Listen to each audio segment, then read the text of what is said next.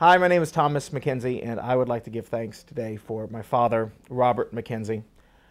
My job as a priest is to prepare people for their death sometimes. And a few months ago, I got the phone call that my dad was being transferred from a hospital to hospice.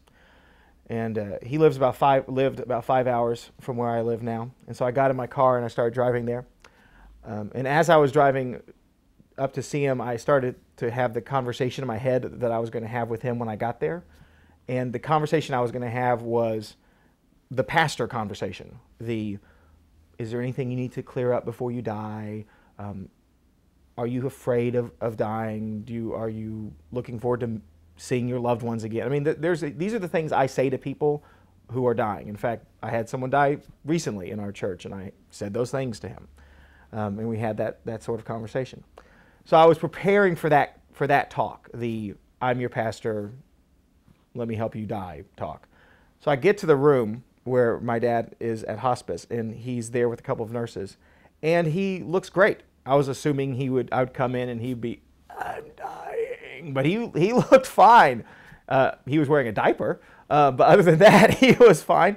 And so I sat down with him, and I said, "Dad, I've come up and I want to talk to you." And he said, "Great, let's talk. How are you?"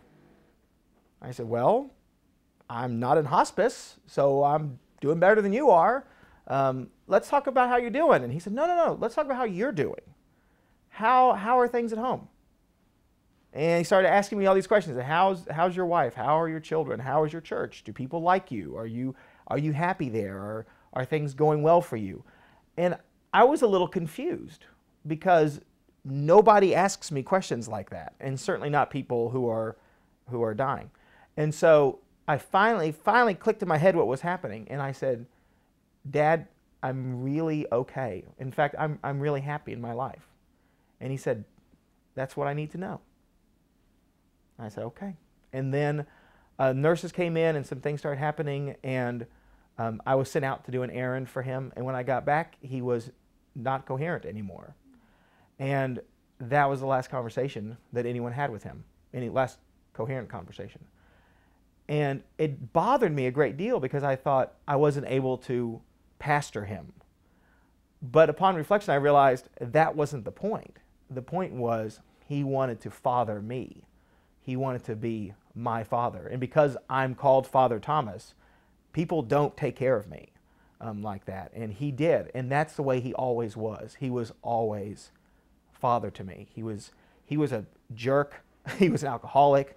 He was a rager. He was an artist. He was a bastard. And he was an incredibly loving person all at the same time. He was not a saint. But he could be a really, really compassionate, tender father. And that's what he wanted to be to me. And I want to say thank you to Robert McKenzie for being Father Thomas's father.